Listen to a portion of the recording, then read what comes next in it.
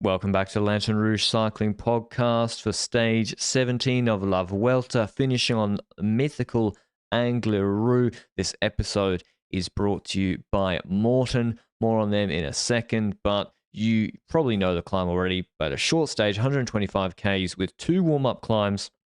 Alto de la Cola d'Elia, 6.5 Ks, 8%, about a 20K valley. Then, what is it called? The Alto del Cordal, 5.7 Ks, 8.5%, two category ones. Tricky descent, especially in the wet. And then the Lanterne Rouge, which is in two parts. The first is 6 Ks is maybe 8%. Pretty steep, but not too fearsome. And then the last 6 Ks are brutal, averaging 13%. 13 Ks at 9.4% average. The whole lot takes about 42 minutes to do at record pace. And Seb Kuss with a slender GC lead coming into the stage, Benji. What did you think the battle action would be for Jumbo today? The battle plan for Jumbo today? I reckon I was hoping for GC Kuss because I'm a firm GC Kuss believer, and I believe that this Lanterne Rouge climb has been good for him in the history. So 2020 was really good there, supported Roglic, who had a vulnerable day that day. He was losing time and Kuss waited with him that day, and I was hoping they'd play around that. That being said, before the stage started, I also felt like you can't prevent Roglic from wanting to win this stage, is also a view I had, as in Jonas had his chances with attacking first to win a stage in the previous days. So he had a stage win already. Roglic has no stage win in this portion of the race yet, in the later phase of the race after the GC Kuss rise came up. But I think he's also far enough in GC that is possible, that attack. And the thing with that final climb is, it's not really the attacking climb, is it? It's more that you can attack maybe on the first kilometer of the steep section, but in the second half, it's more about just riding your own tempo and hoping that's good enough to put other people in trouble. I see it that way. Am I wrong? Yeah, and especially if it's taken out of your hands. I think if Ayuso or Mas or even Landa, I don't know who's sixth, it wouldn't be Soler. If they drop Sepp 2/3 into the climb, you can't wait for him with either rider. You can't wait. You can't just let guys jump up on GC, especially as if a guy cracks even on the Lanterne Rouge. The last K can take 5-6 minutes. I don't know exactly. So even if a guy is cracking with 2 Ks to go, it doesn't sound far, but they can lose big time if they crack badly, like we saw with Ayuso today. So it's a very, very tricky one to balance. I didn't think Vingegaard would attack again because there was a bit of a furor yesterday after he attacked and took so much time. So I didn't think he would be the one attacking again, because that would look really bad. So people would destroy him if he did that. And that didn't happen. But yeah, before we get into the stage recap, big mountain stages call for big nutrition. The Morton Gel 160 is out like this, and it's still interchangeable with the Gel 100 depending on your race or training situation, how many grams of carbs you want to hit every hour during your event or session. So if you want to get a discount on the Gel 160, given that this is stage 17, the famous Lanterne Rouge stage, you can get 20% off using Lanterne Rouge 17. That's operational for 72 hours. That's capital LANTERNEROUGE 17, Lanterne Rouge 17 for 20% off. Morton products are used by Jumbo-Visma, UnoX, SD Works, and Canyon SRAM throughout the pro peloton. And yeah, give it a try today. If you haven't used something like Morton before with the hydrogel technology, I'd encourage you to give it a try because it really is a game-changing product in sports nutrition. All right, Benji, this stage, Remco Evenepoel. He wants KOM points. He also wants to win the stage. This is the ultimate example of a tug buddy, though, with Mattia Cataneo. Those two formed like it reminded me of the Alaphilippe Tony Martin duo today. They were stomping. Yeah. There's one difference, though, as in the establishment of the breakaway that eventually had Cataneo and Remco was not in one go. This was like multiple attempts leading to a a breakaway that came together. And the initial breakaway attempt was including Remco with like a few guys, but that never really got away. I don't know who closed that. This was before the broadcast started. But the first established group that got away before the broadcast was with Matteo Cattaneo. Also, the likes of Germani from FDJ, Warbass, Combo, and Hamilton. So 2 DSM guys and Warbass from H2R. And basically, it takes a bunch of kilometers before a second group starts getting created, and that's when the broadcast starts. With 80 kilometers to go, roughly, Remco joins a second breakaway that is chasing down the first one, including him, Bouchard, Le Danois, Drisners, Arcos, and Ursulin.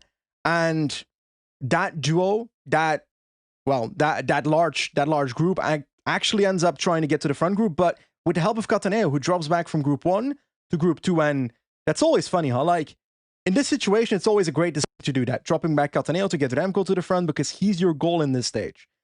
But we've also seen moments in the past where it's sometimes someone dropping back from group 1, and then they can't get group 2 back to group 1, and they're both out of the breakaway. But Cattaneo strong, Remco strong, and they make that breakaway. And the funniest moment of this stage to me, before the final climb, was when Remco actually joins the front group with Cattaneo. Drisness and Warbass look at each other, and basically, I can imagine the conversation in their head was like, nah, I'm not having this, and they dropped. That was hilarious. But like, there's nothing they can do in that break, huh? No, and also Jumbo were keeping a pretty tight leash on things. They already had, I think, Hersink and Van Baarle chewing along. And I think if the Vuelta, well, I don't want to give them this advice because I think they're very happy with how things are going entertainment-wise. But if you want a break to be more likely to win, you put probably a climb here of some description in the first 50 Ks so that Dylan Van Baarle and Hersink can't just mow down breakaway attempts. Jeffrey Bouchard, by the way, where's man been? Where's he been? Jeffrey Bouchard. I had him down in my little black book, but ever since the desert, and did he do anything else since the desert back in February? He's a pure climber, but Jesus. Is there a desert in Spain? I reckon there is somewhere. Yeah, for sure, somewhere in the middle. Maybe not technically, but there's certainly some areas with pretty low rainfall in the middle. Anyway, Jumbo-Visma clearly want the stage because they are denying any serious break forming, and basically you just have the two-up duo, no offense to Germani and, was it Sepulveda? Yeah, with Cattaneo and Roglic. They're just controlling them, and so it looks like GC is going to win, Benji, unless Remco's on a special day and has a gap of 3 minutes minimum. I thought even that would be pushing it if he's out in the break all day because he's going to have to go on the last climb Cordal himself. But yeah, what did you think? Were you surprised to see Jumbo go for the stage? I guess not. I didn't really feel like that was a surprise. It's such a short stage that it's perfectly controllable. And it's also not that the Remco and Cattaneo are basically dropping everybody in that breakaway on the first climb. And when that happens, it's a 2-rider breakaway. Yes, it's Remco. Yes, it's Cattaneo. But Cattaneo is going to use himself up in no time for Remco to keep that breakaway ahead. And Jumbo Domestiques can keep that gap within 3 minutes before Angliru on paper. So I think it's fine to do that. I think it's fine to go for the stage. It's 120 roughly kilometer stage, perfectly controllable, and they have a strong enough team to pull this off. So I'm perfectly fine with doing that. Tomorrow I see a different scenario where the break might be more likely to win, but that's a story we'll tell later. But afterwards, I said it. Remco gets K1 points at the top of the first climb, the Alto de la Coladiella, but there's shit happening in the peloton. As in, when Jumbo is pacing, Van Baarle is still pacing at this point, if I recall, and we see an attack by... Was it Geesink already? Yeah, oh no, he was before Van Baarle. Oh, okay. At this point right now, we see an attack by one of the most unlikely of beings who went for it on the first of the 3 climbs. Mark Soler doing a Landis, baby. Or trying to at least. I mean, it looks really stupid, and it is. But if you go 5,000 IQ and really think about it, what if a Jumbo leader jumps with him and they don't chase behind? Maybe Marc Soler goes and gets onto the podium. The answer is absolutely never happening, because even if Roglic jumps with Soler, Bahrain and Movistar will chase Soler, and he's... So I guess if you wanted to make the race hard for Ayuso, you could also justify it. In reality, I think this is just a continuation of yesterday where shit is just happening. I'm not complaining because otherwise it would have just been Jumbo controlling the break. And nothing too much happening on the first two climbs. But this made it quite interesting because I thought, will Jumbo pace really hard to close him down? They didn't react really from what I could see. They just knew that it's basically suicide for your stage result to jump on the first climb. He puts a minute into them on the first climb still there. He then puts a decent gap into Remco, but this valley just killed him, Benji. That's the problem. There's this valley between the first two warm-up climbs, which are quite hard, by the way, 8%ers with some ramp bass in there. And it's 20Ks, and Cataneo, I know I never say it correctly, but Cataneo just kills Soler in this valley. And Hessink behind kills him too. He's just getting squished. He's getting squished, and when it comes to Soler, it's also like if you get in a chasse patate there, the domestique, well, the breakaway riders that you're catching that dropped from the initial breakaway, those guys are just going to sit in your wheel. They can't help you anymore. They're just in survive mode right now. So the gap was going down from Soler to the peloton. And to be honest, like after Cordal, in that descent towards Angliru, I was expecting Soler to be caught at the foot of the climb. The gap was going down that much when it comes to Soler to the peloton. And when it comes to Remco to the peloton, it was pretty big on Cordal itself. Like when he dropped Cataneo, for example, 250 on the GC group. And well, if he would arrive with 250 at the foot of Angliru, I'd be like, I'll give him a chance. I somewhat believe it's possible. But if it's like a minute and a half, which it became by the foot of Cordal, then it's not possible. But it's not just because of Jumbo, right? It's also because Bahrain started pacing behind Soler. And that pace is like, it's obvious why they do it, right? It's like Landa versus Soler. We see Soler doing something that is inexplainable tactically, going up the road, let him cook, while just UAE... Let the boy cook. Ayuso's probably like, get this man off the grill. But Soler himself... The lengths people will go to in this team to not domestique for me is incredible. That is so true. Holy but Bahrain shit. pacing is logical because Soler can pass Landa in G. No, Landa can pass Soler in GC if Soler gets dropped after his attack. So it's logical that Bahrain does that. And they clearly had a plan for today's stage, considering how strong they were for the rest of the stage. Because before telling you what happened on the final climb, Bahrain looked absolutely amazing even going into the final climb. They had the most riders out of everybody. On Cordal, first of all, it's Tiberi. So Cat Killer's on the loose, and he's pacing on Cordal. And it's a fierce pace, because Soler wasn't going that slow, neither was Remco, and he's just eating into this gap. Jumbo had brought it down at the base of Cordal at like, I don't know what it was, like 250 to Remco. And I was thinking, if Van Baarle does this whole climb, maybe Remco has a shot. And Soler was, I don't know, on a minute 50, it was really bad. And I think Tiberi did really fast pace on that climb. And then the descent, and then the tail Benji, I was thinking, yeah, are they just being conservative about Soler? Answer was no, because they go straight past him. And they're pacing the descent. And then Tiberi does the first half of, or at least the first half of, not the whole of Angliru, the quote-unquote shallow section. Tratnik's gone. Valter's gone. He had a mech, but he was gone anyway. Hessink's gone. Van Baarle's gone. Wilco's gone on the pacing of Tiberi on the plateau. And suddenly it's the three Jumbo leaders and the scariest mountain train I've ever seen. Who was it? Tiberi? Caruso? Yes. Santi, Pools, Landa. Yes. And they were stomping. It was actually crazy. And like, it's not just Pools, eh? It's Angliru Pools. It's Alto del Angliru Pools. He's godlike on this climb. He can push twice as long as he usually can on this climb. And I don't know what... It's like he's made for a climb like this, the way he's performing on this climb. And like, the way they went into Angliru, Soler being caught, Valter mechanical off the back, Tratnik dropping before the top of Cordal, Hessink already gone, Van Baarle already gone. Basically only Kelderman left for Jumbo-Visma. UAE is there with Ayuso, Almeida, Soler, and I think Fisher Black was dropping early on the climb already. So also leaders basically isolated because they haven't shown much when it comes to that. But yeah, Soler was also dropping early on the climb as we mentioned as a consequence of Landa dropping. And Soler doing that is perfect for Landa. That's one move that he can make upwards in GC, but they kept going. after Tiberi, the next boy was Caruso, and Caruso paced a lot. It was mainly for that more the running 8% section. Yeah. Not the super steep section of Angliru. And he kept that up, and there were riders dropping one by one, and who's thin? Vlasov was going off the back, for example. Kian looked stronger than Vlasov today. When it comes to other GC riders, yeah, Soler was fucked. Dude, I don't know where. I mean, we'll see where he finished. Holy shit! Yeah.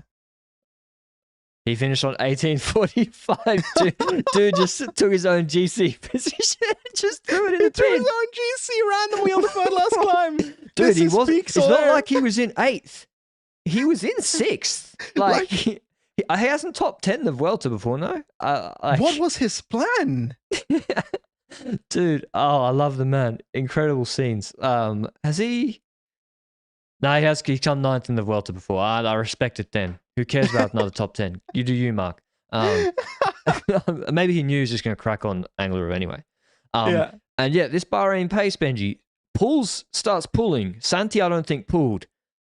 And I was then thinking, are we going to see Mikel Landa Col de la Lowe's 2020 face with the meme originator where he looks at the camera like scared when they were pacing and when Bilbao was pacing?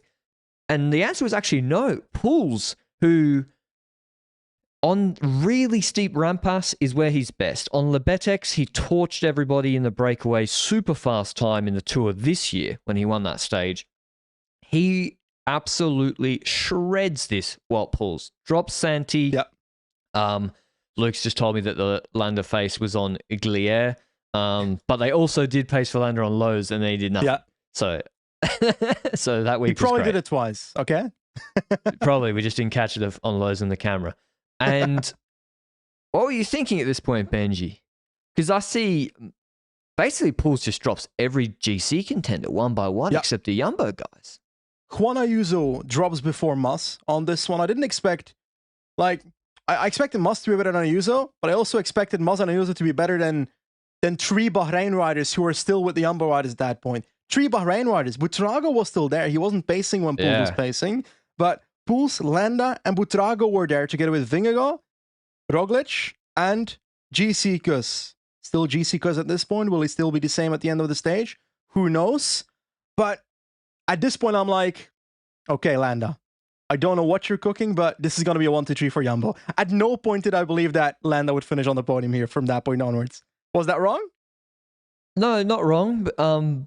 Unless one of the Jumbo guys had real difficulty. But that didn't seem to be the case. That being said, he's moving up GC positions here. Jesus. Other guys are dropping really early. Like Soler's completely gone. So he's already Landa's moved from 7th to 6th. That's locked in. Then he starts to work on Mas and Ayuso, and he's moving closer to 4th. So yeah, even if he doesn't beat the Jumbo guys, he's not going to beat all 3 for the stage at least. He's doing something good. And yeah, basically, I was surprised, as you said. Like Almeida yo-yoing, not a surprise. He's not, he's been a little bit sick as well. And he actually finished the stage quite strong. Also unsurprising, but yeah, I was surprised. Like to see Wout Poels and Santi dropping Ayuso and Mas, it is surprising. Yes, but Santi, he didn't need. I don't think Santi paced at any point. I think he was kept up there in the group. Yeah. And in hindsight, after seeing the GC results, this means that Butrago is now into the top 10 as a consequence of following there. So maybe they kept in their mind, let's keep Butrago there. Maybe he can bridge over people on this climb and enter the top 10. If that's the truth, then Bahrain Galaxy brained this one. I guess, yeah, he now is 10th on GC and looking fairly decent against Steph Kras, I think just behind him, who stays in 11th. So, yeah, they were just torching it. And now the question was, what are Jumbo going to do? Yeah. Vingegaard's there. Kuss is there. Roglic is there. I got to say that the television coverage was especially bad today in terms of they had pictures. They just didn't want to show Group 1. Like, Ayuso was like, Poggy, I'm done, I'm dead meme. They kept showing Ayuso. But that's not the worst part. The fact that they were kept on showing Remco Evenepoel on the climb was like, man, he's in the shadow realm. Stopped. Like, Remco was fun before the climb started. He was still in the running. Now he's gone. It's like when you see a French GC rider 10 minutes back in the Tour de France just because they're a French GC rider. I don't want to see that anymore. I want to see the friend of a race. So I agree with you there. There was also a random shot of Tratnik or Kelderman climbing up the Angliru through a bunch of trees for like 10 seconds straight. And I was like, oh my God, has a Jumbo rider dropped? But no, it was somewhere at the back of the race that a random Jumbo rider was being filmed. But hey, anyway, back to the action. Santi was being dropped. Poels and Landa. Poels kept on going until we saw a move by a Jumbo-Visma rider. And that was Primoz Roglic moving on one side of the road, moving up, and Angliru is not the climb where you'll see an acceleration attack. You also you can't don't visibly really see it. Yeah, I agree. But you also don't need to think about creating separation. Like yesterday, you got to think about creating separation. Yeah. On a climb like this, draft matters less than on the climb of yesterday, for example. So you don't need to, like you don't need that initial separation, hold that initial separation on a bunch of riders that can relay and so forth. If you've got the gap, it probably means you're stomping harder than the riders behind you. As simple as that. And Roglic gets an initial gap, and when Landa can't close that, I was like, Kuss is about to jump to that. And first of all, Roglic attacking, I have no issues with that. Zero issues, because I'm of the opinion that Roglic is so far back in GC that he's allowed to, in quotes, attack GC leader Kuss, because that way he can get closer in GC without stealing the red jersey and take the stage, which he would deserve if he gets away like that. Yep. Of course, he can just beat Landa in the sprint. But yeah, no. But why is Jonas allowed to attack yesterday and on Tourmalet, and Roglic has to sit in? And Roglic, if he feels good, why can't he attack today? That's fair.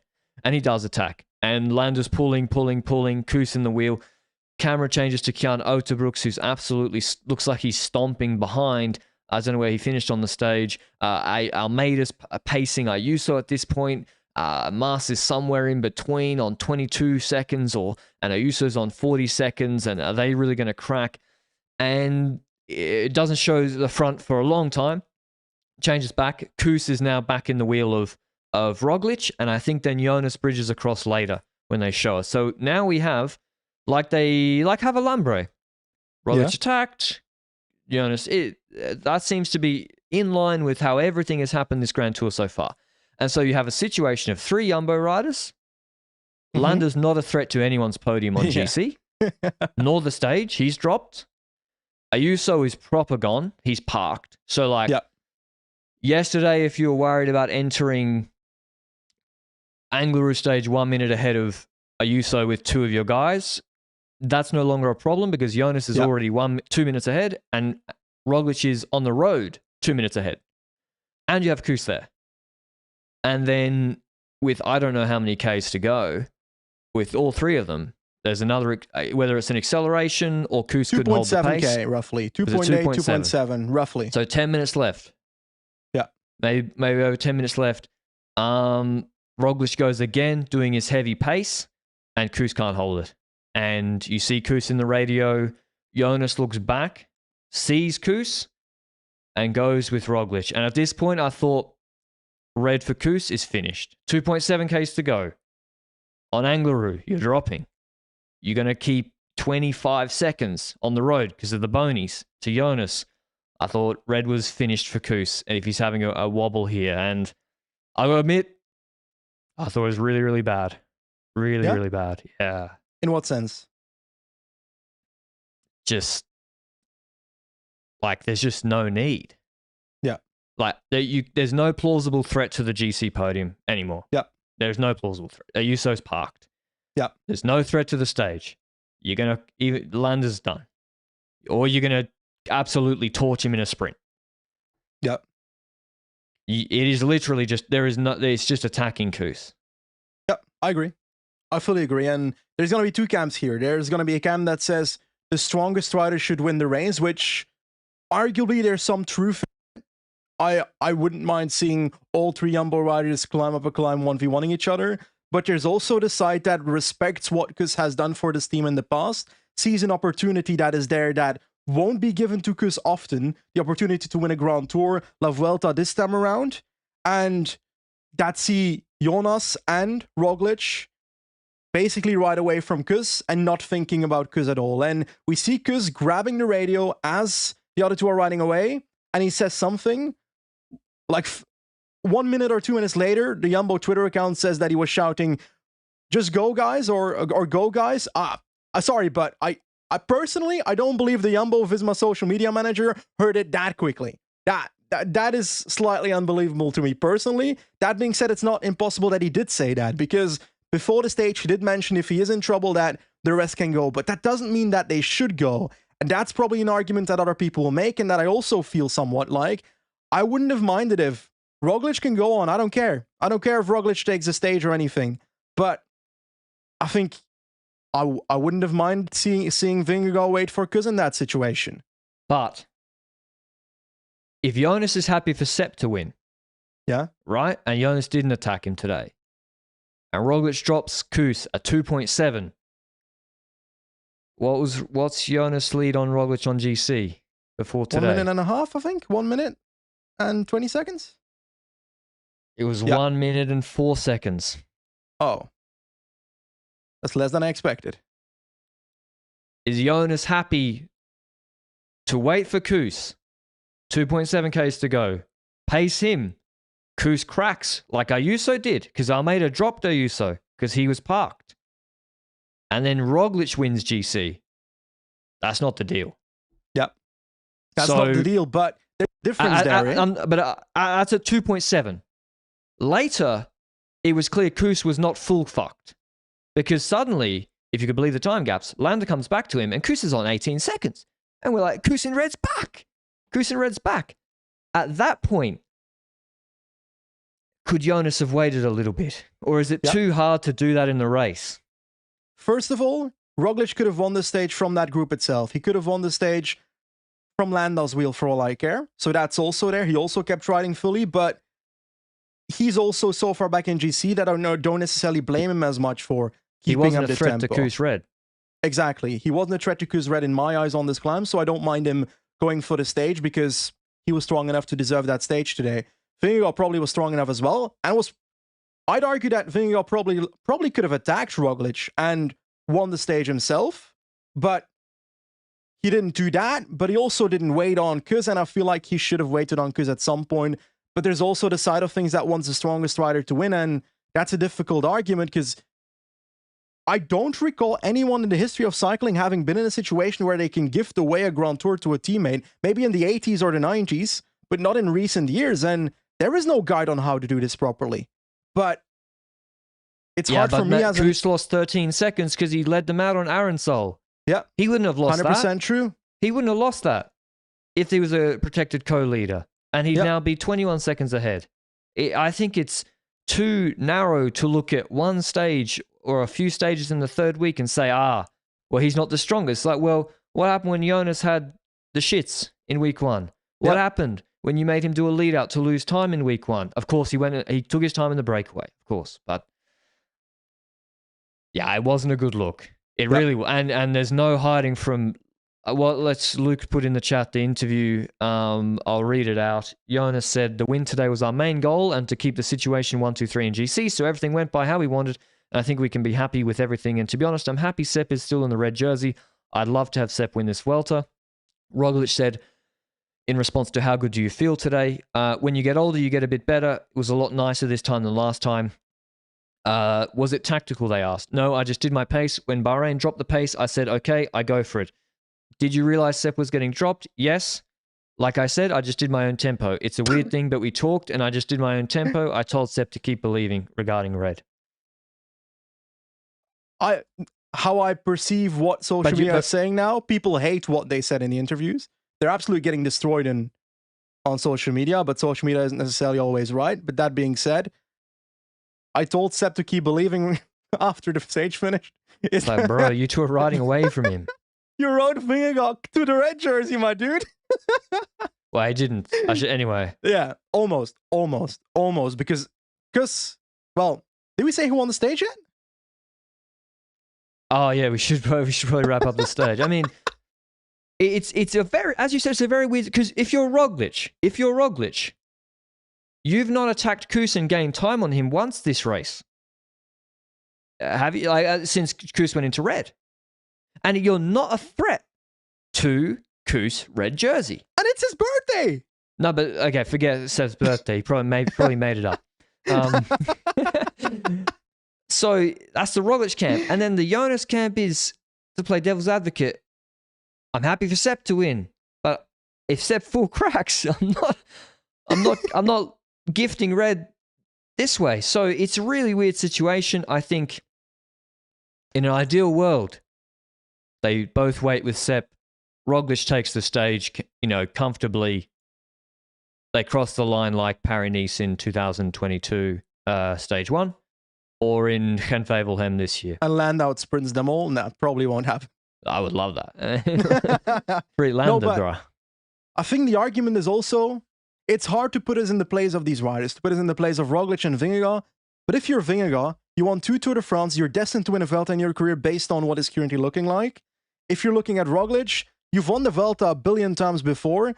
You're going to have the chance to be a GC leader in a Grand Tour next year again. Kuss doesn't jump above you in the GC leader rankings this year for me if Kuss ends up winning La Vuelta. The 2 leaders next year for me are still Roglic and Jonas Vingegaard, with Vingegaard being the best GC leader in the team. And Kuss got the time from a breakaway. He got the time from a breakaway raid. Yeah. And he's been super strong. Of course, he's been incredibly strong. But he got the time gain on a breakaway. So my heart would want them to say, okay, I'm down with Kuss winning this Grand Tour. And they're saying that in interviews, but their actions speak louder than their words. And it's not my place to say, oh, they should 100% give it away, because I'm not winning any Grand Tours. What if you had like a 6-fig bonus on the line? Well, I probably have had 6-fig bonuses on the line winning the Tour de France and the Vuelta before. And I could probably make a deal. And did someone help you do that? Kuss. I could probably make a deal with Kuss that he gives me my half of the bonus. Yeah.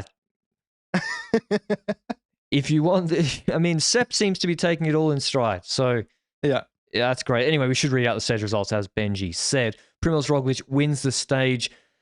It's a very actually fast finish in Angler. It's kind of a weird descent finish after such a difficult climb. Kuss and Landa come back. Landa helps Kuss save his red jersey. They finish 19 seconds back. Kuss bunny hops the cattle grid or runoff, comes third. He needed those bonies too. Pools finishes 5th. A huge performance today. Did Pools come second to Kobo on this in 2011? I think yes. So Pools came, so Pools actually on paper won this stage, I think, in 2011 because Kobo got done. But he didn't obviously get to raise his hands in the air. Talking about that era for a second, people are comparing this to the 2012 Tour de France, where we had Wiggins being, in my opinion, worse than Froome when it comes to certain climbing stages, worse on the climbing stages. He was behind because he was worse on the TT stages. Exactly. So it's the opposite, no? It's not the same scenario, right? Because there it's the domestique that is stronger than the GC leader on the climbs, while here it's Kuss is not the strongest of the 3 riders here. It's just a random comparison. It's not the same scenario, right? So we can't look at either one and make conclusions, I think. Yeah. Anyway, I did the top 5. Sorry, but yeah, Wout Poels very, very impressive today. He also helped Landa move up on GC. I'll do the GC in a second. Almeida does his thing. He comes back to finish 6th on the stage after dropping from a group of 15. Uterbrooks on 120 with Santi. Uterbrooks also dropped early but finished ahead of Ayuso and Mas on 142 and 143 respectively. Steph Kras 217. Bardet 243. He attacked earlier. I'd caution against that against Bahrain's pace because Wout Poels started to kill everybody. Vlasov 255 back. Rodriguez 310. And as I said, Soler really fell out of GC today. So the revised GC standings. Kuss, a slender 8 seconds ahead of Vingegaard and 108 ahead of Roglic in 3rd. So the top 3 unchanged. Ayuso now on 4 minutes. That's 3 minutes to the podium and 4 minutes to the winner. That's too far, I'm afraid. Landa in 5th now on 4:16 and looking very, very good. Mas on 4:30. Uterbrooks in 7th on 6:43. He moves up 2 spots ahead of his teammate Vlasov in 8th, who stays there. Almeida into 9th. Buitrago, as we said, into 10th after the Soler and somebody else imploded. Anyway, Almeida moved up 2. I can't see who else imploded. Anyway, What a stage, Benji. I thought, did you not think on the second rest day that this Vuelta was going to be boring? And it's still, if you look at the results, kind of boring, but there's a lot to talk about. Yeah, it's boring when it comes to the competition of Jumbo-Visma. Like, let's be honest about it. We knew from Tourmalet that Jumbo-Visma was winning this Grand Tour 100%. Like, I had no doubts from that point onward. It was just about which order the riders were going to be in. And whether Ayuso could find his way on the podium, for example, which is now looking a bit unlikely after today's stage and with the stages that we still have left. But it's also next to that. Remco is kind of spicing up the breakaways a tiny bit, although he made that one against Bardet look a bit too easy for the sakes of entertainment value. But there's definitely a lot to talk about. There's a lot of drama happening. I wonder how much drama is happening as much in the team as we perceive it from the outside. But I reckon the mood can't be perfect within Jumbo-Visma after a stage like this. Although, I don't know, it's like, Kuss seems like such a nice guy. Yeah.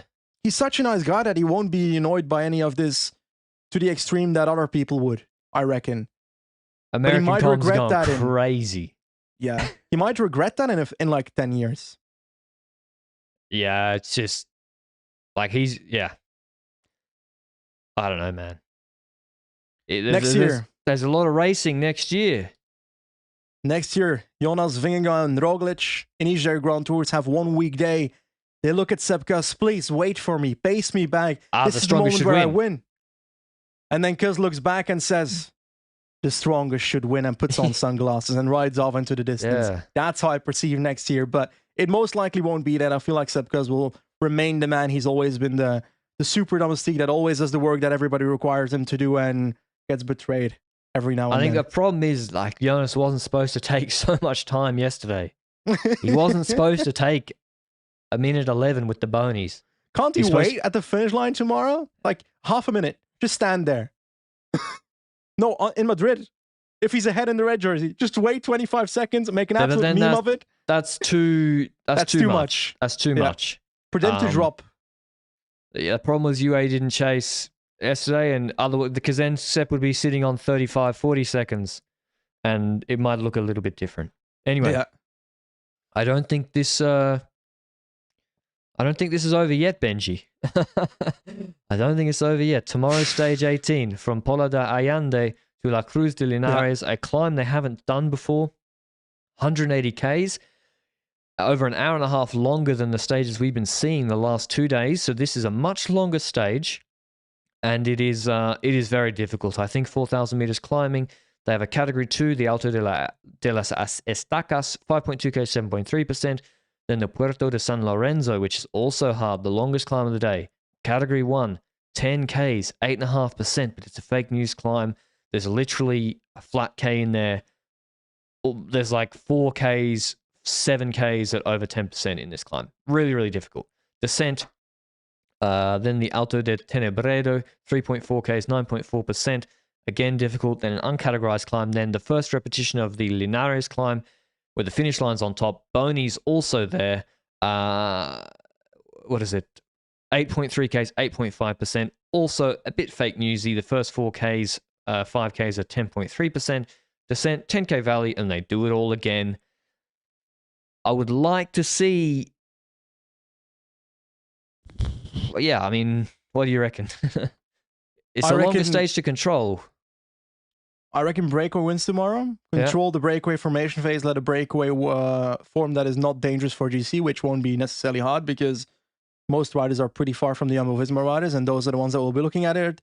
Some riders might be interested in doing a raid here. So if we look at GC, what does GC look like today in terms of same riders from different teams? Butrago maybe wants to move up in GC a tiny bit. Almeida might try something. Soler might go in the breakaway as a satellite rider because he's on a decade now anyway. He might try to win the stage from the breakaway tomorrow. That's also possible. And I'm looking at those scenarios of like, who wants to try and upset things here? But in the end, I think that if you're Jumbo-Visma, you just control it, and can't they just control it and try to win the sprint with Roglic? Yeah. That way, Jonas can't take bonies, man. Exactly. Just have Jonas follow the wheel of Kuss unless Kuss drops again. If you want Kuss to win the Vuelta, you let the break win. Yep. Because the stage win is what gets people jumping, is what, and also like the other GC contenders are kind of been beaten into submission at this point. Yeah. Like maybe I don't think Ayuso won't believe he can get on the podium anymore. I don't think so. At 3 minutes behind Roglic, who won the stage today, doesn't seem realistic. Is it a matter of respect? Have we had that discussion towards Kuss? Yeah, like Kuss can win the Vuelta. He's 4 minutes ahead of fourth. Yeah. You can just let the break win. You can just let the break win and controls. Just go Skytrain, you'll be gravy. Exactly. And if Roglic can win the stage, it's fine. Like, distance is fine. Ayuso can take bonus seconds. I don't care at this point. Kuss can take bonus seconds. Jonas can't. He's too Jonas close. just can't. But I reckon the break will probably win anyway. But that being said, it is very easy from this position for them to still secure GC Kuss as the winner of this Vuelta as a consequence of the backlash that they're getting publicly. But also, not the backlash. I don't care about the backlash publicly. Just out of respect for what Kuss has done for the team before. Yeah, but to play devil, I agree with you. But to play devil's advocate, Roglic came here as a co-leader. Vingegaard came here as a co-leader. They've given up a month plus away from their families. Roglic yes, but Kuss has done that multiple times already. I know. I'm just playing devil's advocate. Yeah. Kuss has given up years of his life to Domestique for no result. So, yeah. I mean, he gets these guys aren't charity workers, but it's his job. He gets paid enough, but yeah, never gets paid enough. It's a cyclist. They risk their lives. They do, yeah. Lewis Leon actually finished yesterday, but didn't start today. It was a shame. He's retired this year. Yeah, last race for him as well, which is really unfortunate for Luis Leon Sanchez. But yeah, we had the discussion. It's like, what's your opinion? If you're listening to the podcast, drop it in any comments of podcast players if we have that, on YouTube in the comments if possible. Want to hear your opinion on what do you think is the right thing to do from here on, and what did Jumbo do right or wrong today? Is it fine that they attack GC Kuss? Should the strongest win? Should GC Kuss have been held as the winner from today onwards? I don't know. Yeah, I mean, there's one mountain stage left, and it's tomorrow. Who have you got winning? Remco? Breakaway? I got Wout Poels in the break. If he's in the break... that's a good one. That's a good one. You're not stopping him. Holy shit. Bahrain Trail, I'm going to watch it back tonight. Oh my God. Yeah. They were absolutely storming. But yeah, let us know what you think will happen. Do they let Kuss take the sprint for the bonies on top of the first repetition tomorrow to take a 6-second buffer? That might be a good idea. Break will take it probably, no? Probably if the break is caught. So you went Remco, I went Poels. Who's in red tomorrow? GC Kuss. I think they're going to move back to their GC Kuss moment, and they're going to roll that forward for the rest of this Grand Tour. I think Sepp Kuss wins the Vuelta. I'm going to say it. I was nearly in tears when he was dropping. I felt really yeah. It's actually really sad when he was dropping. Yeah, because I thought he was going to completely crack. But anyway, probably an Anglophone bias. Yeah, I don't know. It's just nice to see a different winner. Would be nice to see a different winner. It is just sport after all, but yeah. We'll see if GC Kuss rebounds tomorrow. Obviously, GC Kuss, we've been flying the flag for it since maybe 2020. Kind of surreal seeing it nearly come to fruition, but yeah, maybe he holds onto that red tomorrow. It will happen. I think he will. Then stage 20, Ayuso raid. Maybe. Anyway, thanks for listening in. As always, thanks to Morten for supporting this episode. Make sure you go check them out, and we'll see you with the recap of Leonardo stage tomorrow. Till then, ciao.